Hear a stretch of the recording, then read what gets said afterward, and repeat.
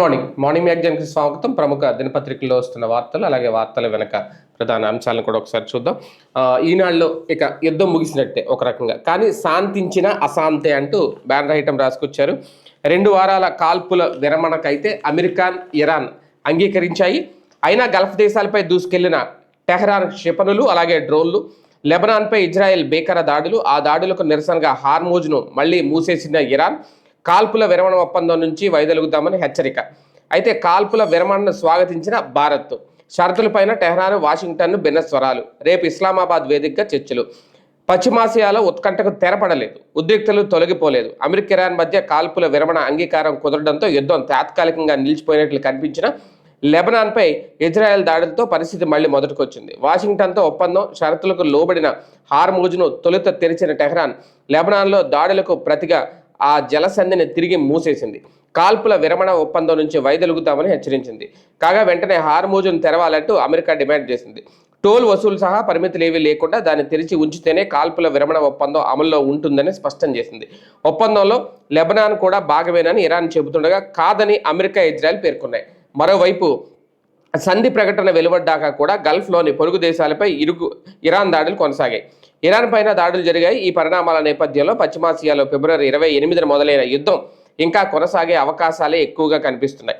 అంతకుముందు పాకిస్తాన్ మధ్యవర్తిత్వంలో చర్చలు ఫలించడంతో అమెరికా ఒక రకంగా ఇక్కడ అమెరికా చేసిన హెచ్చరికల వల్ల, లేదంటే ట్రంప్ ఇచ్చిన వార్నింగ్ల వల్ల, ఇదేని వల్ల శాంతించింది అనుకున్న టైంలో మళ్ళీ ఒక్కసారిగా క్షిపణుల దాడులు చేయడంతో మళ్ళీ అశాంతి అయితే కొనసాగుతుంది. మరి ఇక యుద్ధం ముగిసినట్ట లేనట్ట, హార్మోజ్ను ఓపెన్ చేసి మళ్ళీ క్లోజ్ చేశారట, అంటే మళ్ళీ సంక్షోభంలోకి వెళ్తున్నావా ఏంటనేది ఆలోచించుకోవాలి. ఇక మరో ముందడుగు అమరావతికి సంబంధించి మరో ముందడుగు ఇక్కడ అమరావతిలో దేశంలోనే తొలి క్వాంటమ్ హార్డ్వేర్ టెస్ట్ బెడ్లట 14న ప్రారంభించబోతున్నారు సీఎం చంద్రబాబు. భవిష్యత్తులో క్వాంటమ్ కంప్యూటర్లు, విడిభాగాలు రాజధానిలో తయారు చేయాలి అన్నది లక్ష్యం. రాష్ట్ర రాజధాని అమరావతిని ప్రపంచ స్థాయి క్వాంటమ్ హబ్గా తీర్చిదిద్దాలనే లక్ష్యం దిశగా కీలకమైన ముందడుగు పడింది. దేశంలోనే తొలి క్వాంటమ్ హార్డ్వేర్ టెస్ట్ బెడ్లు అమరావతిలోని ఎస్ఆర్ఎం యూనివర్సిటీ, విజయవాడలోని మేధా టవర్స్లోనే ఏర్పాటవుతున్నాయి. భారత్ క్వాంటమ్ రిఫరెన్స్ ఫెసిలిటీస్ గా వ్యవహరిస్తున్న వీటిని ఈ నెల 14న ప్రపంచ క్వాంటమ్ దినోత్సవం సందర్భంగా ముఖ్యమంత్రి చంద్రబాబు ప్రారంభిస్తారు. ఈ 2 చోట్ల దేశీయ పరిజ్ఞానంతో తయారు చేసిన 2 చిన్న క్వాంటమ్ కంప్యూటర్లను ఏర్పాటు చేస్తున్నారు. క్వాంటమ్ వ్యాలీ ఆలోచన మొగ్గతొడిగాక ఆ రంగంలో విశేష నైపుణ్యం ఉన్న దేశ విదేశీ నిపుణులతో స్టార్టప్ కంపెనీగా ఏర్పాటైన క్యూబిట్ 4 సంస్థ ఈ క్వాంటమ్ కంప్యూటర్లను అయితే రూపొందించింది. మొత్తంగా ఇప్పుడు ఒక కీలక అడుగు పడబోతోంది అమరావతిలో, అది కూడా క్వాంటమ్కు సంబంధించి. అలాగే నారీ శక్తికి పట్టం కడతామంటూ ప్రధాని మోడీ ప్రత్యేక వ్యాసం. మహిళా రిజర్వేషన్ల బిల్లుకు అందరూ మద్దతు పలకండి అనేది. అలాగే 2016కు ముందు ప్రభుత్వం ఇంటి పట్టా ఇస్తే అమ్ముకోవచ్చు, 75 లక్షల పేద కుటుంబాలకు లబ్ధి, 1.37 లక్షల ఎకరాల సర్వీస్ ఈనాం భూములకు 22A నుంచి విముక్తి, త్వరలో చట్టం. సీఎం చంద్రబాబు కీలక నిర్ణయాలు. అలాగే మహిళల్ని జిహాదీలుగా మార్చేందుకు ఖవాతీన్ గ్రూప్ ఇన్ఛార్జిగా హైదరాబాద్ యువతి సైదా బేగం. యువతను ఉచ్చులోకి లాగేందుకు సామాజిక మాధ్యమాలే వేదిక. 6 విదేశీ హ్యాండర్ల గుర్తింపు. భారత్లో సైబర్ దాడులకు కూడా కుట్ర. విజయవాడ ఉగ్రమూలాల కేసులో కొత్త కోణాలు. విజయవాడ ఉగ్రమూలాల కేసు దర్యాప్తులో సంచలన విషయాలు వెలుగులోకి వస్తున్నాయి. జిహాదీ కార్యకలాపాల్లో మహిళలను భాగస్వాములు చేసేందుకు విదేశీ హ్యాండర్లు మహిళలతో ఖవాతీన్ పేరిట ఏకంగా ప్రత్యేక విభాగాన్ని ఏర్పాటు చేసుకున్నారు. సామాజిక మాధ్యమాల ద్వారా మహిళల్ని ఉచ్చులోకి లాగేవారు. ఈ కేసులో చిక్కిన హైదరాబాద్కు చెందిన సైదా బేగం ఖవాతీన్ బాధ్యతలు చూసేవారు. ఆమెకు పాకిస్తాన్, జమ్మూ కాశ్మీర్లోని జిహాదీలతో సంబంధాలున్నాయని ఏపీ కౌంటర్ ఇంటెలిజెన్స్ సెల్ గుర్తించింది. భారత్లో ఇస్లామిక్ రాజ్య స్థాపనే లక్ష్యంగా యువతను జిహాద్ వైపు మళ్లించిన వారిలో ఆల్ హకీం షుకూర్ కాకుండా మరో 5 విదేశీ హ్యాండర్లు కూడా ఉన్నట్లు తెలిసింది. పాకిస్తాన్, బంగ్లాదేశ్, యుఏఈ, ఆఫ్ఘనిస్తాన్, సిరియా దేశాలకు చెందిన మహమ్మద్, అలాగే హజైఫా, నీంజా, హేమ్రోక్సీ, అబు మహరీబ్, అబు బులీచీలు హ్యాండల్గా వ్యవహరించినట్లు వెల్లడైంది. వీరంతా నిషేధిత ఉగ్రవాద సంస్థలైన ఐసిస్, ఆల్ ఖైదా, అలాగే in India sub continent AQIS తరపున పనిచేస్తున్నట్లు తేలింది. వీరు సామాజిక మాధ్యమాల్లో జిహాద్ వీడియోలను పోస్ట్ చేస్తూ వాటి పట్ల ఆకర్షితులయ్యే యువతను ప్రేరేపించే ఉగ్రవాదులుగా మారుస్తున్నట్లు నిర్ధారణ అయింది. ఈ క్రమంలోనే విజయవాడకు చెందిన మహమ్మద్ రహమతుల్లా షరీఫ్ సహా మిగతా నిందితులంతా కలిసి ఇన్స్టాగ్రామ్ ఖాతాల ద్వారా పాకిస్తాన్, ఆఫ్ఘనిస్తాన్, సిరియాల్లోని విదేశీ హ్యాండిల్తో నిత్యం సంప్రదింపులు కొనసాగిస్తున్నట్లు కూడా ఈ అంశం వెలుగు చూసింది. ఇది నిజంగా విజయవాడలోనే వీళ్ళ మొత్తం ఒక గ్రూప్ ఏర్పాటు చేశారు అంటే ఇక దేశవ్యాప్తంగా అలాగే రాష్ట్రంలో ఇంకా ఎన్నెన్ని గ్రూపులు ఉన్నాయి అనేది ఖచ్చితంగా చూడాలి. ఒకసారి ప్రభుత్వం దీని మీద సీరియస్గా దృష్టి పెట్టాలి. మోడీ ఒక సంచలన వ్యాఖ్య అయితే చేశారు. నారీ శక్తికి కట్టుబడి ఉండాలి అనేది, పట్టం కడదాం, నారీ శక్తికి పట్టం కడదాం రండి అంటూ కీలక వ్యాఖ్యలు చేశారు నరేంద్ర మోడీ. 5 రాష్ట్రాల ఎన్నికలు జరుగుతున్న నేపథ్యంలో మహిళా రిజర్వేషన్ల బిల్లుకు అందరూ మద్దతు పలకండి. రానున్న రోజుల్లో దేశంలో పండగ వాతావరణం ఫరడివెల్లనుంది. వివిధ రాష్ట్రాల్లో జరిగే ఈ పర్వదినాలు ఆనందోత్సాహాల్లో ప్రజలు మునిగి తేలనున్నారు. ఈ పండుగలు జరుపుకునే దేశ విదేశాల్లోని భారతీయులందరికీ నా హృదయపూర్వక శుభాకాంక్షలు. ఈ నెల 11న మహాత్మా పూలే ద్విశతాబ్ది ఉత్సవాలను ప్రారంభించనున్నాం. ఈ నెల 14న అంబేద్కర్ జయంతి సందర్భంగా డాక్టర్ బాబాసాహెబ్ అంబేద్కర్కు నివాళులు అర్పించనున్నాం. మన హృదయాల్లో నవస్ఫూర్తిని నింపే ఈ ప్రత్యేక సందర్భాలను ఆస్వాదించడంతో పాటు దేశం ఒక చారిత్రక గడియ ముంగిట నిలిచింది. ఇది మన ప్రజాస్వామ్య పునాదులను బలోపేతం చేసే అవకాశాన్ని ఇవ్వడంతో పాటు సమానత్వానికి, సశక్తీకరణకు మనం అందరం సమిష్టిగా కట్టుబడి ఉన్నామని తెలిపే సందర్భం మన ముందు ఆవిష్కరించబోతోంది. చట్టసభల్లో మహిళలకు రిజర్వేషన్ కల్పించే బిల్లుపై చర్చించి ఆమోదం తెలిపేందుకు మన పార్లమెంట్ ఈ నెల 16న ప్రత్యేకంగా సమావేశం కాబోతుంది. ఈ సమావేశంలో దేశంలోని కోట్లాది మహిళల ఆకాంక్షలను ప్రతిఫలించబోతున్నాం. భారత జనాభాలో సగం మహిళలే ఉన్నారు. గడిచిన కొన్నేళ్లలో మహిళా సాధికారితను అనువైన వాతావరణం సృష్టించేందుకు నిరంతర ప్రయత్నాలు జరిగాయి. అయినప్పటికీ సమాజంలో మహిళల కీలక స్థానానికి తగిన రీతిలో రాజకీయ ప్రపంచంలో చట్టసభల్లో వారి ప్రాతినిధ్యం లేకపోయింది. ఇది చాలా దురదృష్టకరం. 2029 లోక్సభ ఎన్నికలతో పాటు వివిధ రాష్ట్రాలకు జరిగే శాసనసభ ఎన్నికలన్నింటిలో మహిళా రిజర్వేషన్లు తప్పనిసరిగా అమలు కావాలి. గడిచిన అనేక దశాబ్దాలుగా గత ప్రభుత్వాలు ప్రజాస్వామ్య వ్యవస్థలో మహిళలకు హక్కుగా దక్కాల్సిన స్థానాన్ని అందించేందుకు పలుమార్లు ప్రయత్నించాయి, కానీ అవేవి ఫలవంతం కాలేదు. అయితే చట్టసభల్లో మహిళల ప్రాతినిధ్యం పెరగాలన్న విషయంపై అందరూ ఏకాభిప్రాయంతో ఉన్నారు. అదే ఏకాభిప్రాయంతో పార్లమెంటు 2023 సెప్టెంబర్లో నారీ శక్తి వందన్ అధినియంకు ఆమోదం తెలిపింది. అది నా జీవితంలోని అతి ముఖ్య సందర్భాల్లో ఒకటి. మహిళలకు చట్టసభల్లో రిజర్వేషన్ కల్పించాలన్న సంకల్పం మన రాజ్యాంగ స్ఫూర్తిని ప్రతిబింబిస్తోంది. ఈ గడియను మరికొంతకాలం వాయిదా వేసేందుకు వీలు లేదు. చట్టసభల్లో మహిళా భాగస్వామ్యాన్ని పెంపొందించాల్సిన అవసరం ఉంది అని దశాబ్దాలుగా అందరూ అంగీకరిస్తూనే ఉన్నారు. దానిపై చర్యల్ని మరింత వాయిదా వేయడం మనం సరిదిద్దగలిగిన ఒక అసమతౌల్యాన్ని మరికొంతకాలం కొనసాగించడమే అవుతుంది అంటూ ఒక కీలక ప్రత్యేక వ్యాసం అయితే రూపొందించారు ప్రధాని నరేంద్ర మోడీ. ఒక రకంగా మహిళా రిజర్వేషన్ బిల్లు ఇప్పుడు దేశవ్యాప్తంగా ఒక చర్చకి అయితే వచ్చింది. ఇక ఆంధ్రప్రదేశ్ ప్రభుత్వం చంద్రబాబు నాయుడు గారు కీలక సూచన చేశారు. 2016 ముందు గనక ఇంటి పట్టా ఇస్తే ఆ ఇల్లు అమ్ముకోవచ్చు. ఇది ఒక చక్కటి వెసులుబాటు అని చెప్పాలి. ప్రభుత్వ గృహ నిర్మాణ పథకంలో భాగంగా 2016కు ముందు గనక ఇంటి పట్టా పొందిన ప్రతి ఒక్కరికి దాన్ని అమ్ముకుని రిజిస్ట్రేషన్ చేసే హక్కు కల్పిస్తూ ముఖ్యమంత్రి చంద్రబాబు నిర్ణయించారు. వాటిని గిఫ్ట్ డీడ్గా కూడా ఇచ్చుకునే వెసులుబాటు కల్పించారు. దీంతో రాష్ట్రంలో సుమారు 75 లక్షల పేద కుటుంబాలకు లబ్ధి చేకూరబోతోంది. 1.37 లక్షల ఎకరాల విలేజీ సర్వీస్ ఈనాం భూముల్ని 22A జాబితా నుంచి తొలగించే ప్రతిపాదనకు సీఎం ఆమోదముద్ర వేశారు. మరో 1 లక్ష ఎకరాల ఏనాం భూములకు విముక్తి కల్పించనున్నారు. ఫ్రీ హోల్డ్ కింద రిజిస్ట్రేషన్లు నిలిచిన 9.25 లక్షల ఎకరాలకు సంబంధించి భూ యజమానులకు త్వరలో పూర్తి యాజమాన్య హక్కులు కల్పించనున్నారు. సచివాలయంలో బుధవారం ముఖ్యమంత్రి చంద్రబాబు, రెవెన్యూ మంత్రి Anagani Satyaprasad, CS Sai Prasad, CS LA Jayalakshmi తదితరులు రెవెన్యూ శాఖపై సమీక్షించారు. మొత్తానికి ఇది ఒక గుడ్ న్యూస్ అని చెప్పాలి. 2016 ముందు చాలామంది పట్టా ఇల్లు తీసుకున్నారు, పట్టా భూములు కొనుక్కున్నారు. అలాంటి వాళ్ళందరికీ ఇప్పుడు ఇది గుడ్ న్యూస్. ఎందుకంటే వాళ్ళందరూ ఇప్పుడు రిజిస్ట్రేషన్ చేసుకోవచ్చు, ఆ భూముల్ని హ్యాపీగా అమ్ముకోవచ్చు, ఆ ఇల్లుల్ని. ఒక రకంగా ఇది మంచి నిర్ణయం అని చెప్పాలి. ఎందుకంటే ఇప్పుడు కూడా పట్టాలు ఇస్తున్న వాళ్ళని మన జగన్మోహన్ రెడ్డి కూడా చెప్పింది అదే, 5 ఏళ్ళ తర్వాత వీటిని మీరు అమ్ముకోవచ్చు అనేది. అప్పుడు ఆయన నిబంధన పెట్టాడు, ఆయన జగనన్న కాలనీలకు సంబంధించి. అలాగే అప్పుడు పెట్టలేదు, ఇప్పుడు పెట్టారు. ఇప్పుడు ఇటువంటి విషయాల్లో ముందుకెళ్తే మంచిది. అలాగే సుప్రీంకోర్టు కీలక వ్యాఖ్యలు చేసింది. ఏది మూఢనమ్మకమో నిర్ణయించగలం, ఆ అధికారం న్యాయస్థానానికి ఉంది సుప్రీంకోర్టు. శబరిమల ఆలయంలో మహిళల ప్రవేశంపై 2వ రోజు కూడా విచారణ జరిగింది. మత విశ్వాసాలు, ఆచారాలకు సంబంధించిన సర్వోన్నత న్యాయస్థానంలో కీలకమైన వాదోపవాదాలు జరిగాయి. మతాచారాల్లో ఏది మూఢనమ్మకం ఏది మూఢనమ్మకం కాదో నిర్ణయించే విచారణ జరిపే న్యాయాధికారం పరిధి తమకు ఉన్నాయంటూ సుప్రీంకోర్టు జడ్జీలు పేర్కొన్నారు. న్యాయమూర్తులు చట్టాల విషయంలో మాత్రమే నిపుణులు, మత విషయాల్లో కాదు, కాబట్టి న్యాయస్థానాలు మతాచారాల విషయంలో ఎలాంటి నిర్ణయం తీసుకోలేవు అన్న కేంద్ర ప్రభుత్వ వాదనకు ప్రతిస్పందనగా సుప్రీంకోర్టు ధర్మాసనం ఈ వ్యాఖ్యలు చేసింది. శబరిమల ఆలయం సహా ప్రార్థనా స్థలాల్లో మహిళల పట్ల వివక్ష కేసులో రెండో రోజైన బుధవారం కూడా విచారణ కొనసాగింది. మత స్వేచ్ఛకు సంబంధించిన 7 ప్రశ్నలను సీజే జస్టిస్ సూర్యకాంత్ నేతృత్వంలోని 9 మంది సభ్యుల విస్తృత రాజ్యాంగ ధర్మాసనం రూపొందించింది. ఒక ఆచారం మూఢనమ్మకమని కోర్టు ఎలా నిర్ణయిస్తుంది? ఒకవేళ అది మూఢనమ్మకమని భావించినప్పటికీ దాన్ని నిర్ధారించాల్సింది కోర్టు కాదు, రాజ్యాంగ అధికరణం. 25/2/B ప్రకారం చట్టసభలు మాత్రమే సంస్కరణ శాసనాలను తీసుకురావాల్సి ఉంటుంది అని కేంద్రం తరపున హాజరైన సొలిసిటర్ జనరల్ తుషార్ మెహతా పేర్కొన్నారు. ఈ వాదనను జస్టిస్ అహసానుద్దీన్ అమనుల్లా తోసిపుచ్చారు. ఏదైనా మతాచారం మూఢనమ్మకమా కాదా అని నిర్ణయించే అధికారం న్యాయస్థానానికి ఉంది. ఆ తర్వాత ఏం చేయాలనేది చట్టసభ చూసుకుంటుంది. చట్టసభల నిర్ణయమే అంతిమని కోర్టులో చెప్పలేరు అని జస్టిస్ అమనుల్లా తెలిపారు. ఏది తప్పనిసరి మతాచారం నిర్ణయించేటప్పుడు కోర్టులు ఆ నిర్దిష్ట మతానికి చెందిన తాత్వికతను మాత్రమే ఆధారంగా చేసుకోవాలి.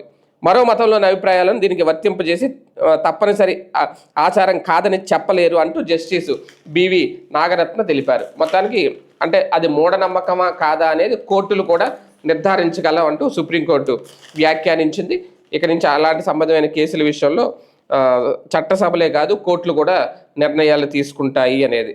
ఇక గ్యాస్ సిలిండర్ కొరత నేపథ్యంలో ఆంధ్రప్రదేశ్ మంత్రి నాదెండ్ల మనోహర్ కీలక వ్యాఖ్యలు చేశారు. 5 కిలోల గ్యాస్ సిలిండర్లు కిరోసిన్ పంపిణీ చేయబోతున్నాం అనేది. ఎందుకంటే ఇప్పటికే కేంద్రం ఈ 5 కిలోల గ్యాస్ సిలిండర్లని విడుదల చేసింది. చాలా రాష్ట్రాల్లో ఎల్పీజీ ఏజెన్సీలతో సంయుక్త కలెక్టర్లు నిత్యం సమీక్షించాలని, ప్రజలను ఇబ్బంది పెడుతూ గ్యాస్ సిలిండర్ను పక్కదారి పట్టిస్తున్న వారిపై కఠిన చర్యలు తీసుకోవాలంటూ పౌర సరఫరాల శాఖ మంత్రి నాదెండ్ల మనోహర్ అధికారులను ఆదేశించారు. గ్రామీణ ప్రాంతాల్లో సిలిండర్ల డెలివరీలో జాప్యం జరుగుతోంది. బుకింగ్స్, డెలివరీలను రోజు అప్డేట్ చేసే వ్యవస్థ అందుబాటులోకి రావాలని చెప్పారు. రాష్ట్రంలో గ్యాస్ సరఫరా, రబీ ధాన్యం కొనుగోలు తదితర అంశాలపై బుధవారం ఆయన కమిషనరేట్ నుంచి జిల్లాల సంయుక్త కలెక్టర్లు, పౌర సరఫరాల శాఖ అధికారులు, ఆయిల్ సంస్థలు, గ్యాస్ ఏజెన్సీల ప్రతినిధులతో వీడియో కాన్ఫరెన్స్ ద్వారా మాట్లాడారు. గ్యాస్ కొరతను అధిగమించేందుకు కేంద్రం 5 కిలోల సిలిండర్ల పంపిణీకి చర్యలు తీసుకోబోతోంది. అవసరమైన వారికి వీటిని మార్గదర్శకాల ప్రకారం పంపిణీ చేయాలి. కిరోసిన్ సరఫరాకు కూడా కేంద్రం సిద్ధంగా ఉంది. పాడేరు వంటి ప్రాంతాల్లో కిరోసిన్ అవసరం ఉంటుంది. ఇంకా ఎక్కడెక్కడ అవసరమో గుర్తించి పంపిణీకి చర్యలు తీసుకోవాలని సూచించారు. ఖరీఫ్లో రికార్డు స్థాయిలో ధాన్యం సేకరించామని, రబీలోనూ అదే స్ఫూర్తి కొనసాగించాలని మంత్రి మనోహర్ అధికారులను కోరారు. అకాల వర్షాలు పడే అవకాశం ఉన్న ప్రాంతంలో ధాన్యం సేకరణకు చర్యలు తీసుకోవాలి, రైతులకు ఇబ్బంది రాకూడదు అని కూడా పేర్కొన్నారు. గ్యాస్ విషయంలో అయితే మరి కష్టాలు ఎప్పుడు తీరతాయి అనేది అందరూ ప్రజలు కూడా ఆసక్తిగా ఎదురు చూస్తున్నారు. కాకపోతే 5 కేజీల గ్యాస్ సిలిండర్ ఎంతవరకు ఉపశమనం ఇస్తుంది అనేది చూడాలి. అలాగే 100 ఏళ్ల బడి చదువుల గుడి, తరతరాల పూర్వ విద్యార్థులంతా సంబరాలకు సన్నద్ధమట. ఇక్కడ ముంచంగి పుట్టు జిల్లాలో ఈనాటికి బడి లేని ఊళ్ళు ఎన్నో ఉన్నాయి. కానీ 100 ఏళ్లకు పైబడి విద్యా సుగంధాలు వెదజల్లుతూ గిరిజనుల జీవితాల్లో కాంతులు నింపిన పాఠశాలలు అతి తక్కువ. అలాంటి అరుదైన బడి ముంచంగి పుట్టు మండలంలోని కిలగాడ జిల్లా పరిషత్తు ఉన్నత పాఠశాల పాడేరు జోలాపుట్టు ప్రధాన రహదారి నుంచి 3 కిలోమీటర్ల దూరంలో ఉంది. బ్రిటిష్ వారు 1905లో ప్రారంభించినట్లు స్థానికులు చెబుతున్నా 1926లోనే ప్రారంభించినట్లు రికార్డులో కనిపిస్తుంది. ఆ పాఠశాలలో ఓనమాలదిద్దిన ఎందరో ఉన్నత స్థానాలకు ఎదిగారు. బ్రిటిష్ కాలంలో గిరిజన ప్రాంతంలో భూ రికార్డులు, శిస్తు వసూళ్లకు ముఠాదారీ వ్యవస్థ ఉండేది. అప్పట్లోనే చిట్టపులి మాలయ్య పడాల్ ఈ గ్రామంలో పాఠశాలను ఏర్పాటు చేశారని గ్రామ పెద్ద కేశవరావు తెలిపారు. కనీస రహదారి సదుపాయం లేని ఆ రోజుల్లో కటిక నేలపై ఆముదపు నూనె దీపాల వెలుగులో చదువుకునేవారని, గురువుల పట్ల భక్తి అలాగే క్రమశిక్షణతో కూడిన విద్యను నేర్చుకున్నామని గ్రామస్తులు వారి జ్ఞాపకాలను పంచుకున్నారు. కిలగాడ అంటే ఉద్యోగులే. కిలగాడలో పాఠశాల ఏర్పడిన నాటి నుంచి ప్రతి ఇంట ఒకరు ప్రభుత్వ ఉద్యోగం సాధించి ఈ గ్రామానికి గుర్తింపు తీసుకొచ్చారు. ఇక్కడి నుంచి అంబటి వెంకటరమణ మొదటిసారిగా వైద్య వృత్తి చేపట్టారు. ప్రస్తుతం కిషోర్, భార్గవి, దీప్తి, సింధూరాం పడాల్, రమణ తదితరులు వైద్య సేవలు అందిస్తున్నారు. డిఎఫ్ఓగా సూర్యనారాయణ పడాల్, డిఎస్పీలుగా శేషాద్రి జీవనాలు సేవలు అందిస్తున్నారు. మొత్తానికి ఒక మంచి స్కూల్ అనమాట ఇది. 100 ఏళ్ల బడి అంట. ఇటువంటివి ఉంటాయి రాష్ట్ర వ్యాప్తంగా. అటువంటి వాటిలో ఇదొకటి. జగతి పబ్లికేషన్స్కు చొక్కెదురు, ఈ వార్త అయితే హైలైట్ చేశారు వెనక పేజీలో ఈనాడు. వ్యాపార వ్యవహారాల్లో భాగంగా హైదరాబాద్ బంజారాహిల్స్లోని ఎస్బీఐ బ్రాంచ్ నుంచి విదేశీ ఖాతాలకు సొమ్ము బదిలీ చేయడానికి ఇతర బ్యాంకుల్లో కొత్త ఖాతాలు ప్రారంభించేందుకు జగతి పబ్లికేషన్స్ దాఖలు చేసిన మధ్యంతర పిటిషన్ను తెలంగాణ హైకోర్టు బుధవారం కొట్టేసింది. ఏపీ మాజీ సీఎం జగన్ అక్రమాస్తుల కేసుల వ్యవహారంలో భాగంగా సీజ్ చేసిన బ్యాంకు ఖాతాలకు సంబంధించి గతంలో ఇచ్చిన ఉత్తర్వులను సడలించాలని కోరుతూ జగతి పబ్లికేషన్స్ లిమిటెడ్ అంటే సాక్షి హైకోర్టులో ఈ మధ్యంతర పిటిషన్ దాఖలు చేసింది. దీనిపై గత ఫిబ్రవరిలో వాదనలు విన్న జస్టిస్ తిరుమలాదేవి తీర్పు వెలువరించారు.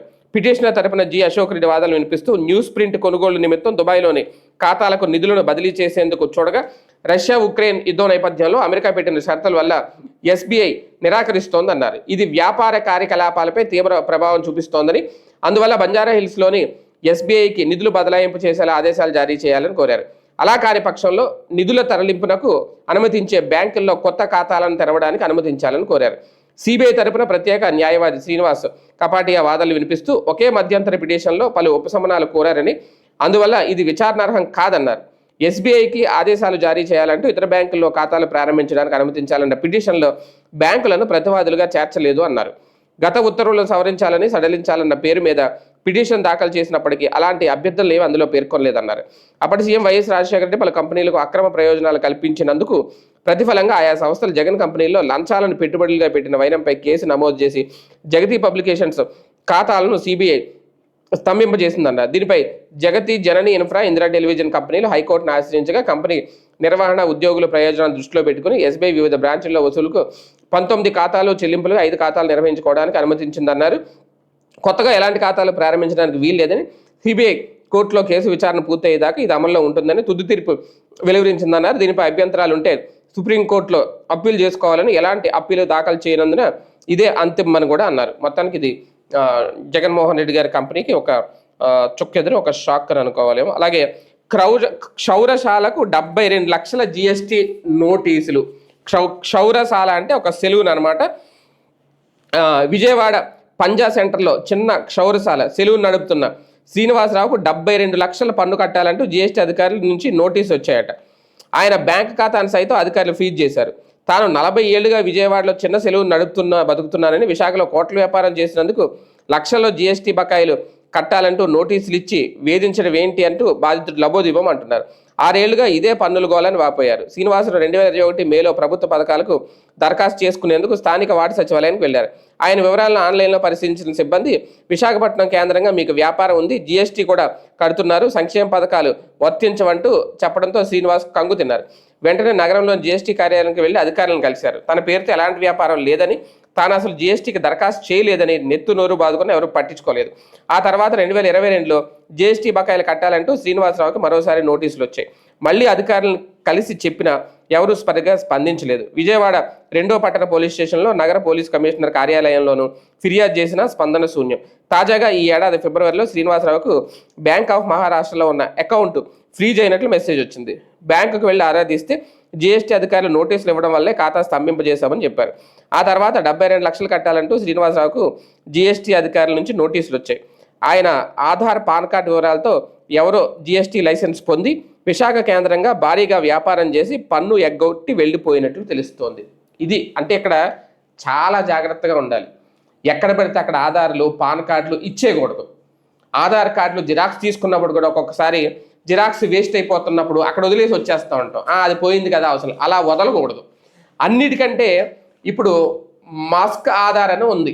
అంటే మీరు మీ పేరు మాత్రం ఉంచి మీ ఆధార్ నెంబర్ని అక్కడ మస్క్ చేసుకోవచ్చు, బ్లర్ చేసుకోవచ్చు. ఆ ఆధార్ కూడా యాక్సెప్టబుల్లే దేనికైనా సరే. అది కేంద్ర ప్రభుత్వ నిబంధన, అది తెలుసుకోవాలి. అలాగే ఇంకొంచెం చదువుకున్న వాళ్ళు ఎవరైనా ఉంటే జాగ్రత్తగా ఆధార్ని ఎప్పటికప్పుడు లాక్ చేసుకోవచ్చు మీ మొబైల్లో. అప్పుడే అవసరమైతే మీకు అన్లాక్ చేసుకోవచ్చు మీరు వాడేటప్పుడు. ఇలా చాలా ఫెసిలిటీస్ ఉన్నాయి. ఆధార్ వల్ల ఇలాంటి తప్పులు జరుగుతూ ఉంటే ఆధారు, పాన్ కార్డు ఎక్కడ అక్కడ వదిలేస్తే చివరికి ఎవరో వ్యాపారం చేసేస్తే ఇప్పుడు ఈయనకి వచ్చిందంట పాపం బిల్లు. మరి అది ఏం చేస్తుంది ప్రభుత్వం? ఇలాంటి వాటి మీద ఖచ్చితంగా చర్యలు తీసుకోవాలి. ఇక సాక్షి రాష్ట్ర ప్రయోజనాల కోసమే మావిగన్, దానివల్ల రాష్ట్ర ప్రజలపై ఎలాంటి రుణభారం పడదు, మావిగన్ కారిడార్తో తొలి రోజు నుంచే రాజధాని అయిపోతుంది, తన పనులతో రాష్ట్రానికి రాజధాని లేకుండా చేస్తున్నారు చంద్రబాబు. వైఎస్ఆర్సీపీ అధ్యక్షుడు మాజీ సీఎం వైఎస్ జగన్ పునరుద్ఘాటన. మావిగన్కు ససేమేరా అంటున్న చంద్రబాబు, ఎందుకంటే అమరావతిలో కాంట్రాక్టులు, మొబిలైజేషన్ అడ్వాన్సులు, కమిషన్లు, మొత్తానికి మావిగన్ అనే ఒక అస్త్రంతో ముందుకెళ్తుంది వైఎస్ఆర్సీపీ. మావిగన్ రాజధాని అంటే ఇన్ని రోజులు లేనిది ఇప్పుడు మావిగన్తో ముందుకు వెళ్ళడం ఏంటి అనే అనుమానాలు కూడా వస్తున్నాయి. మొత్తానికి డైవర్ట్ చేస్తున్నారా రాజకీయాన్ని, మొత్తానికి ఏంటి అనేది చూడాలి. ఏది ఏమైనా మావిగన్ తమ స్టాండ్ అనేది అయితే చెప్తోంది. కాకపోతే ప్లాన్ బి అంటోంది. అంటే ప్లాన్ ఏ మాత్రం 3 రాజధానులే. అంటే మేము అధికారంలోకి వస్తే ప్లాన్ ఏ మళ్ళీ అమలు చేస్తాం, అది కాకపోతే ప్లాన్ బికి వెళ్తామనా? ఇప్పుడు ప్లాన్ బి వీళ్ళకి చెప్తున్నారా? వీళ్ళ స్టాండ్ అదేనా ఏంటనేది అయితే తేలాలి. ఇక అప్పులు దాచేసి సభకు తప్పుడు లెక్కలు. బొత్స సత్యనారాయణ దీనికి సంబంధించి కీలక వ్యాఖ్యలు చేశారు. గవర్నర్కు మండలిలో విపక్ష నేత బొత్స ఫిర్యాదు. ముఖ్యమంత్రి చంద్రబాబు సర్కారు భారీగా అప్పులు చేస్తూ వాటిని దాచిపెట్టి చట్టసభకు తప్పుడు సమాచారం ఇచ్చిందంటూ శాసనమండలిలో ప్రతిపక్ష నేత బొత్స సత్యనారాయణ గవర్నర్ జస్టిస్ అబ్దుల్ నజర్కి ఫిర్యాదు చేశారు. బడ్జెట్లోనూ బడ్జెట్ బయట కార్పొరేషన్ల పేరుతో భారీగా అప్పులు చేస్తూ వాస్తవ వివరాలను వెల్లడించకుండా ప్రభుత్వం తప్పుడు సమాచారం ఇస్తుందన్నారు. చట్టసభకు తప్పుడు సమాచారం ఇవ్వడం ప్రజలను మోసగించడమేనని గవర్నర్ దృష్టికి తెచ్చారు.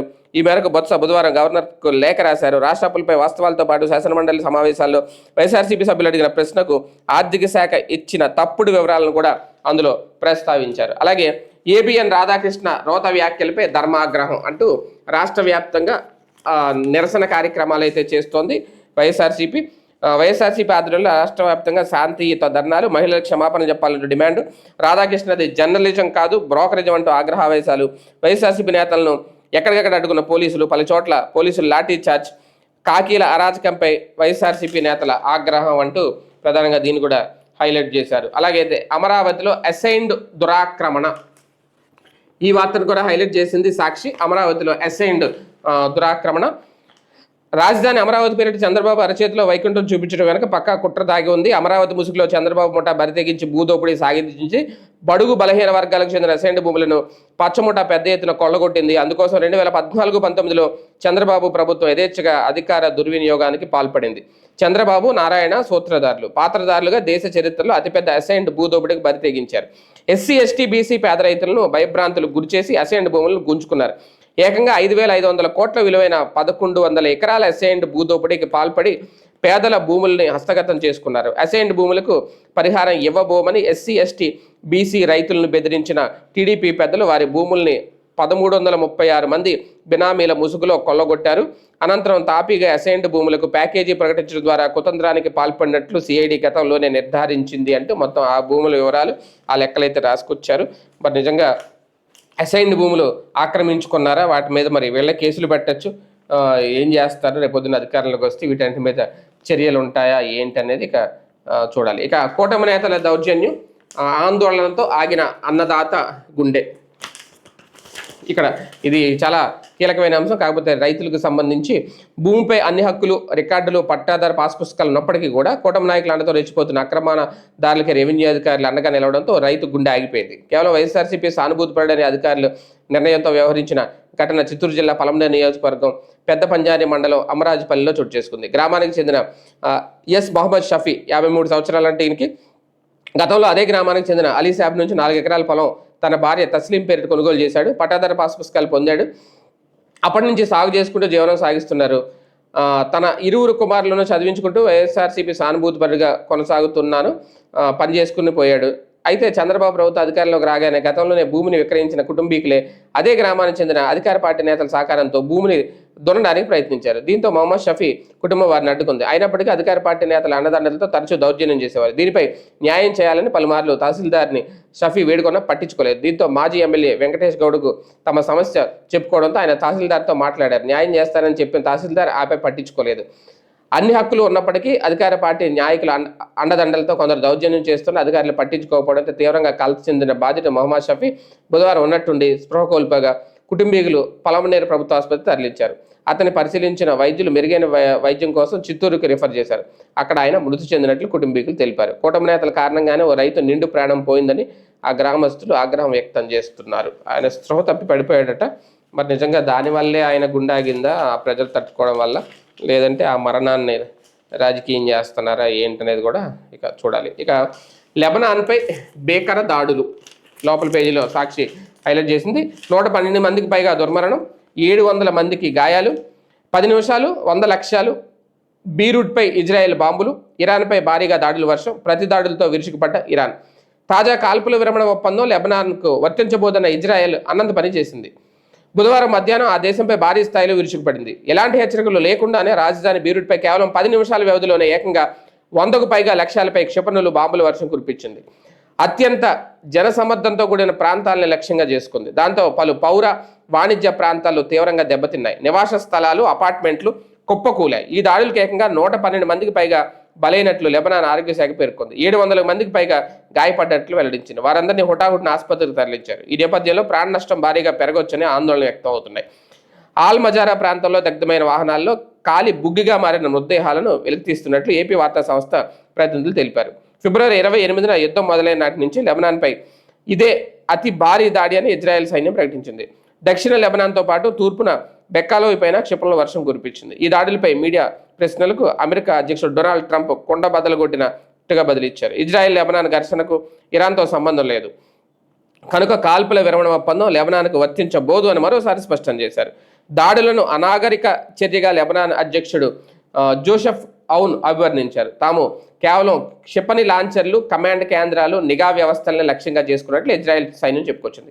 ఈ నేపథ్యంలో కాల్పులకు తెరదించేందుకు ఇజ్రాయెల్తో చర్చలకు సిద్ధమని లెబనాన్ ప్రకటించింది. గత 40 రోజుల్లో దాడుల్లో లెబనాన్ 1530 మందికి పైగా మరణించారు. లెబనాన్లో 10 లక్షల మందికి పైగా నిర్వాసితులయ్యారు.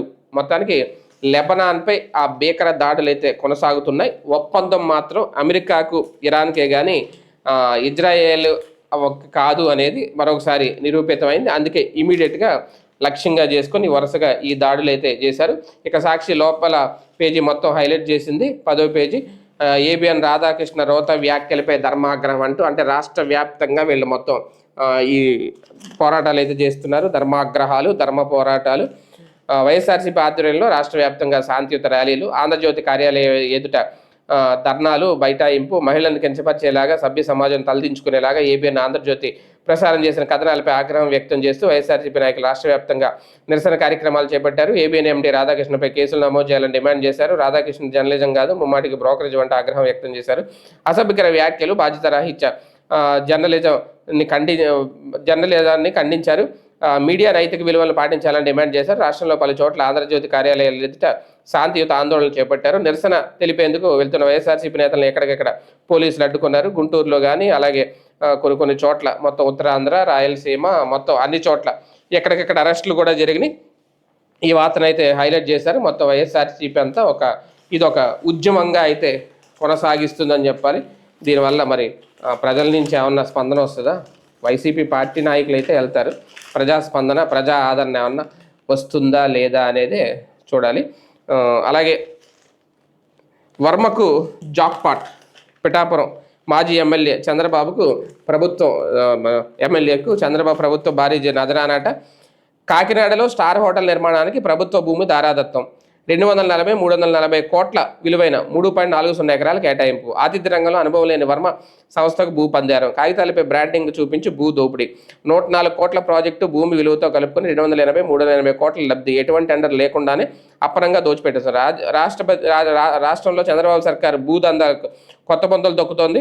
స్వార్థ ప్రయోజనాలు, రాజకీయ బుజ్జిగింపుల కోసం ప్రభుత్వ భూమి ఎడాపెడా దోచిపెట్టడం రివాజుగా మారింది. ముఖ్యంగా పర్యాటక హోటళ్ల ప్రాజెక్టుల పేరుతో విచ్చలవిడిగా భూదోపిడీ సాగిస్తుండటంతో విస్తుగొలుపుతుంది. పవన్ కళ్యాణ్ కోసం సీటు త్యాగం చేసి అంతర్గత కలహాలతో నిత్యం రచ్చరేపుతున్న పిఠాపురం మాజీ ఎమ్మెల్యే ఎస్విఎస్ఎన్ వర్మకు తాజాగా ప్రభుత్వ భూమిని కట్టబెట్టేసింది. ఆతిథ్య రంగంలో ఎటువంటి అనుభవం లేని వర్మ రియల్ ఎస్టేట్ సంస్థ ఎస్వివిఎస్ కన్స్ట్రక్షన్ కాకినాడలో 240 నుంచి 340 కోట్ల విలువైన భూమిని దారాదత్తం చేసిందట. వాస్తవానికి ఇక్కడ ప్రాజెక్టు విలువ కేవలం 104 కోట్లు మాత్రమే. కానీ చంద్రబాబు సర్కార్ మాత్రం రాజకీయ ప్రైవేట్ సంస్థకు ప్రాజెక్టు ప్రతిపాదిత విలువ కంటే 3 రెట్ల మేర లబ్ధి కలిగిస్తూ భారీ ఎత్తున భూపందారం చేస్తోంది అనేది. వర్మ రియల్ ఎస్టేట్ సంస్థ వార్షిక టర్నోవర్ 85.66 కోట్లు. అయితే ఈ సంస్థ 104 కోట్లతో 2000 మంది కూర్చునేందుకు కన్వెన్షన్ హాల్తో కూడిన 5 స్టార్ హోటల్ నిర్మాణానికి దరఖాస్తు చేయడమే తడవుగా కాకినాడలో అత్యంత విలువైన భూమిని చంద్రబాబు సర్కార్ కట్టబెట్టేసింది. కాకినాడ పారిశ్రామిక వాడతో పాటు పోర్ట్ ఏరియా, బీచ్ ఫ్రంట్, నగర శివారులోని భూముల రేట్లు ఆకాశాన్ని అంటుతున్నాయి. ప్రస్తుతం వర్మ సంస్థ కాకినాడ నడిబొడ్డిన ప్రభుత్వ బాలికల పాలిటెక్నిక్ కళాశాలకు సమీపంలో హాట్ కేక్ వంటి 3.4 ఎకరాల భూమిని కేటాయించింది. ఇక్కడ ఎకరం 70 నుంచి 100 కోట్ల వరకు ఉంటుందనేది అంచనా. వాస్తవానికి కాకినాడ సిటీలో ఎక్కడ ప్రభుత్వ భూములు ఖాళీలుగా లేవు. ఏ ప్రాజెక్టు కట్టాలన్నా ఉన్న నిర్మాణాలను తొలగించాల్సిన పరిస్థితి. అంతటి డిమాండ్ కలిగిన ప్రాంతంలో ఎప్పుడో పిఠాపురం మహారాజుల ప్రజల ప్రయోజనార్థం ప్రభుత్వానికి దానంగా ఇచ్చిన భూమిని కూటమి ప్రభుత్వం ఇప్పుడు టీడీపీ నేత వర్మకు దారాదత్త చేయడం విస్మయం కలిగిస్తోంది అనేది. మొత్తానికి పాపం వర్మ గారికి అటు పదవీ లేక ఇటు ఇచ్చిన భూములపై వైఎస్ఆర్సీపీ మొత్తం మీద యాంటీగా ఒక ఉద్యమాన్ని అయితే లేవనెత్తే ప్రయత్నం అయితే కనబడుతుంది. ఇక ఆంధ్రజ్యోతి టార్గెట్ ఆర్కే ఒక పక్క వైసీపీ నేతలు చేస్తున్న దాని మీద, అలాగే గెలిచింది ఎవరు ఓడింది ఎవరు శాంతి మంత్రం ఇది కూడా హైలైట్ చేశారు. అలాగే మతంలో ఏది మూఢ విశ్వాసం ఏది కాదు, ఇందాక చెప్పాం కదా సుప్రీంకోర్టు చేసిన వ్యాఖ్యలు, దాని మీద కూడా చేశారు. అలాగే వైసీపీది ప్లాప్ షో అంటూ ప్రధానంగా హైలైట్ చేసింది ఆంధ్రజ్యోతి. అలాగే టీడీపీ 3.0 సరికొత్త పందాతో దూసుకెళ్తుందట. 3.0 అలాగే అది ఎర్ర బంగారమే. ప్రకాశం జిల్లాలో నాణ్యమైన ఇనప ఖనిజ నిక్షేపాలు. అలాగే రాష్ట్రానికి అమరావతి గ్రోత్ ఇంజిన్. ప్రపంచ బ్యాంక్ బృందం ఉద్ఘాటన, సీఎంతో భేటీ. ఏడాది చివరికల్లా రీసర్వే పూర్తి. జనవరి నుంచి ఇప్పటి వరకు 22.79 లక్షల పాస్ పుస్తకాల పంపిణీ. వచ్చే ఏడాది ఏప్రిల్ నాటికి 9,956 గ్రామాల్లో దాదాపు 67 లక్షలు పీపీబీలు ఇవ్వాలనేది లక్ష్యం. నేడు బాపట్ల జిల్లాలో సీఎం పర్యటన. అన్నదాతలకు పాస్ పుస్తకాలు కూడా అందజేస్తున్నారు అనేది. ఇక ప్రధానంగా అది ఎర్ర బంగారమే అంటూ రాసుకో. ఐరన్ ఓర్ తవ్వకాలు మైనింగ్కి సిద్ధపడుతోంది. వలేటివారిపాలెం లింగ సముద్రం మండలాల పరిధిలో 21.87 చదరపు కిలోమీటర్ల విస్తీర్ణంలో ఐరన్ ఓర్ నిక్షేపాలు పుష్కలంగా ఉన్నాయంటూ గతంలో నేషనల్ జియోగ్రాఫికల్ సర్వే తేలింది. ఈ సర్వే రిపోర్ట్ ఆధారంగా 2023లో అప్పటి వైసీపీ ప్రభుత్వం బిడ్డింగ్ నిర్వహించింది. ఈ ప్రక్రియలో జేఎస్డబ్ల్యూ గ్రూప్ ఐరన్ ఓర్ నిక్షేపాలపై కాంపోనెంట్ లైసెన్స్ పొందింది. ఈ లైసెన్స్ ద్వారా ఐరన్ ఓరు శోధన, నాణ్యత నిర్ధారణతో పాటు ఓర్ను మైనింగ్ చేసి తీసుకెళ్లే హక్కు కూడా లభిస్తుంది. దీనికోసం ముందుగా నాణ్యత నిర్ధారణ కోసం ఆ సంస్థ ప్రభుత్వం కొన్ని భూములను కేటాయించింది. ఆ సంస్థకు గత ఏడాదిన్నరగా జేఎస్డబ్ల్యూ గ్రూప్ ఇక్కడ మైనింగ్ చేస్తూ ఐరన్ ఓర్ క్వాలిటీని పర్యవేక్షిస్తోంది అనేది ఇలా రాసుకొచ్చారు. అలాగే మమతా నామినేషన్ వేశారు భవానీపూర్లో. దొంగ ఓట్లు హింసకు చోటు లేదంటూ ఎన్నికల వేళ టీఎంసీకి ఎన్నికల సంఘం హెచ్చరిక. బీజేపీతో ఇదే భాష వాడే ధైర్యం ఉందా అంటూ టీఎంసీ ప్రశ్నించిందట. ఇది ప్రధానంగా హైలైట్ చేశారు. అలాగే మమతపై సమరాస్త్రమే బెంగాల్. సర్ విషయం కూడా ఒక రకంగా భయపెడుతుందా మమతా బెనర్జీని. ఇప్పుడు ఎలాంటి రాజకీయాల మార్పుకు ఉపయోగపడుతుంది సర్ వల్ల అనేది రేపు బెంగాల్ ఎన్నికల తర్వాత, ఇప్పుడు ఎన్నికలు జరగబోతున్న నేపథ్యంలో ఫలితాల తర్వాత ఒక క్లారిటీ అయితే వస్తుంది. ఇక ఆంధ్రజ్యోతి లోపల పోలవరం గురించి హైలైట్ చేశారు. పోలవరం చకచక మొన్నే చంద్రబాబు నాయుడు గారు కూడా మాట్లాడారు. కేంద్ర రాష్ట్ర ప్రభుత్వాల ప్రత్యేక దృష్టి. గోదావరి పుష్కరాల నాటికి తొలి దశ పూర్తి. రాష్ట్ర జీవనాడి పోలవరం సాగునీటి ప్రాజెక్టును నిర్ణీత లక్ష్యం మేరకు పూర్తి చేయడంపై కేంద్ర రాష్ట్ర ప్రభుత్వాలు ప్రత్యేక దృష్టి పెట్టే గత నెల 25న పోలవరం ప్రాజెక్టు పనులు కేంద్ర జలశక్తి కార్యదర్శి విఎల్ కాంతారావు క్షేత్రస్థాయిలో పరిశీలించారు. పనుల ప్రగతిపై అవగాహనకు వచ్చారు. 2027 గోదావరి పుష్కరాలకు ముందే పోలవరం ప్రాజెక్టు తొలిదశ పనులు పూర్తవుతాయన్న విశ్వాసానికి వచ్చారు. దీంతో శుక్రవారం పోలవరం ప్రాజెక్టు అథారిటీ, కేంద్ర జల సంఘం, కేంద్ర ప్రభుత్వ రంగ సంస్థలు, వాప్కోస్, సిఎస్ఎంఆర్ఎస్తో పాటు రాష్ట్ర జలవనరుల శాఖ అధికారులతో ప్రత్యేకంగా ఢిల్లీలో శ్రమశక్తి కార్యాలయంలోని తన ఛాంబర్లో కాంతారావు సమావేశం కానున్నారు. పోలవరం ప్రాజెక్టును లక్ష్యంగా పూర్తి చేసుకునేందుకు అవసరమైన ప్రణాళికపై సమీక్షిస్తారు. డిజైన్లు 2026-27తో పాటు 2029 ఆర్థిక సంవత్సరం దాకా అందించాల్సిన నిధులపైన కాంతారావు చర్చిస్తారు. ఈ సమావేశంలో చర్చించిన అంశాలు ఆధారంగా భవిష్యత్తులో విడుదల చేసిన నిధులపై కూడా ఒక నిర్ణయం తీసుకుంటారు. ఒకవైపు కేంద్రం పోలవరం నిర్మాణాన్ని సకాలంలో పూర్తి చేసేలా అడుగులు వేస్తుంటే, మరోవైపు ముఖ్యమంత్రి చంద్రబాబు కేంద్రానికి ఇచ్చిన మాట ప్రకారం గోదావరి పుష్కరాల లోపు ప్రాజెక్టు తొలిదశను పూర్తి చేయాలనే లక్ష్యాన్ని అధికారులు ముందుంచారు. మొత్తానికి గోదావరి పుష్కరాలకు ముందే తొలిదశ అయితే పూర్తయిపోద్దట పోలవరానికి సంబంధించి. ఆ తర్వాత రెండో దశ పనులు అయితే కొనసాగుతాయి. ఏది ఏమైనా ఇప్పటికే చాలా డెడ్ లైన్లు అయితే పెట్టుకొచ్చింది. గత ప్రభుత్వం పెట్టుకొచ్చింది, ఈ ప్రభుత్వం పెట్టుకొస్తోంది. మరి ఇప్పటికైనా పూర్తి చేస్తారా? ఆ కాపర్ డ్యామ్ సరిగ్గా నిర్మించకపోవడం వల్ల లేట్ అయింది, ఇది వైసీపీదే తప్పు అంటూ ఇప్పటికీ చెప్తోంది కూటమి ప్రభుత్వం. మరి వీళ్ళైనా దాన్ని పూర్తి చేస్తారా ఏంటనేది అయితే చూడాలి. ఇక అమరావతిలో సెంట్రల్ సెక్రటేరియట్ ఒక క్లారిటీ అయితే ఇచ్చేశారు. ఇక అమరావతిలోనే గుంటూరు, తుళ్ళూరు రాజధాని అమరావతిలో అత్యంత కీలకమైన కామన్ సెంట్రల్ సెక్రటేరియట్ నిర్మాణానికి రంగం సిద్ధమైందట. 2534 కోట్లతో చేపట్టిన ప్రాజెక్టు డిపిఆర్ని కేంద్ర కేబినెట్ ఆమోదానికి సిపిడబ్ల్యూడి పంపింది. ఇందులో 1299.08 కోట్లతో సెంట్రల్ సెక్రటేరియట్ ప్రాజెక్టును డిపిఆర్ను రూపొందించారు. కేంద్ర ఉద్యోగుల నివాస సముదాయాల నిర్మాణానికి 1234.91 కోట్లు కేటాయించారు. సెంట్రల్ సెక్రటేరియట్ను కేంద్ర ప్రభుత్వ కార్యాలయాలు కొలువుదీరనున్నాయి. అమరావతి కేంద్రంగా పనిచేసే కేంద్ర ఉద్యోగుల కోసం అపార్ట్మెంట్లు నిర్మించాలని ప్రభుత్వం నిర్ణయించింది. దీనికి సంబంధించిన కేంద్ర గృహ నిర్మాణ శాఖ పంపిన ప్రతిపాదనకు ఆర్థిక మంత్రి నిర్మలా సీతారామన్ ఆమోదం తెలిపారు. సెంట్రల్ సెక్రటేరియట్ నిర్మాణానికి సిఆర్డీ 22.53 ఎకరాలు కేటాయించింది. అందులో 5.53 ఎకరాల సెక్రటేరియట్, 17 ఎకరాల్లో నివాస సముదాయం నిర్మాణం జరగనుంది. ఈ ప్రాజెక్టుపై అధికారులతో కేంద్ర మంత్రి పెమ్మసాని చంద్రశేఖర్ ఎప్పటికప్పుడు సంప్రదింపులు జరిపారు. మొత్తానికి మరొక కీలక అడుగు ముందుకు పడుతోంది అమరావతిలో. సెక్రటేరియట్, అది కూడా సెంట్రల్ సెక్రటేరియట్ నిర్మాణం కాబోతోంది అనేది. అలాగే భూమికి విముక్తి బంధనాల నుంచి, అదే ఇందాక చెప్పిందే 2016 ముందు ఉన్న భూములన్నీ కూడా అమ్ముకోవచ్చు, రిజిస్ట్రేషన్ కూడా చేసుకోవచ్చు అనేది. అలాగే సరికొత్త పందాతో దూసుకెళ్తున్న లోకేష్, టీడీపీ 3.0 ఈ అంశాన్ని అయితే ప్రధానంగా లోకేష్ లేవనెత్తారట. తెలుగుదేశం పార్టీ 3.0 వెర్షన్తో సరికొత్త పందాల్లో దూసుకుపోతోందని ఆ పార్టీ జాతీయ ప్రధాన కార్యదర్శి లోకేష్ అన్నారు.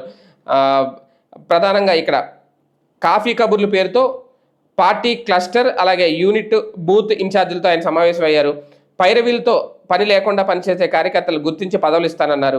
సభ్యత్వ నెంబర్ ఎంటర్ చేస్తే ఎవరు ఎంత పని చేశారో తెలిసిపోతుందని చెప్పారు.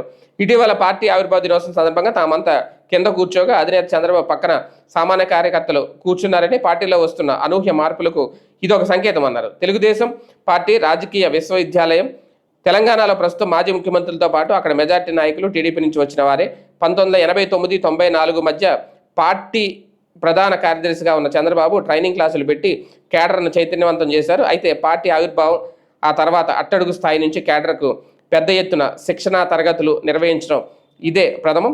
పార్టీని క్షేత్రస్థాయి నుంచి బలోపేతం చేయడం, పనిచేసే కార్యకర్తలను ప్రోత్సహించడమే వీటికి ప్రధాన లక్ష్యం అంటూ చెప్పుకొచ్చారు. మొత్తానికి ఒక కీలకమైన అంశం అన్నమాట. తెలుగుదేశం పార్టీ మళ్ళీ అంటే కార్యకర్తలకు ఏ స్థాయిలో గుర్తింపు ఇస్తోంది అనేది దానికే ఈయన పెట్టిన పేరు 3.0. ఎందుకంటే నారా లోకేష్ కార్యకర్తలకు సంబంధించి ఎప్పటికప్పుడు కీలక నిర్ణయాలు తీసుకుంటూ ఉంటారు కాబట్టి దానికి సంబంధించే ఈ ప్రకటన అయితే చేశారు. మొత్తానికి తెలుగుదేశం పార్టీ మళ్ళీ అధికారం కోసం ఇప్పటి నుంచే ప్రయత్నాలు అయితే చేస్తుంది అనేది. ఇది ప్రధాన పత్రికల్లో ఈరోజు వచ్చిన వార్తలు. ఇది వాళ్ళ మార్నింగ్ మ్యాగజైన్.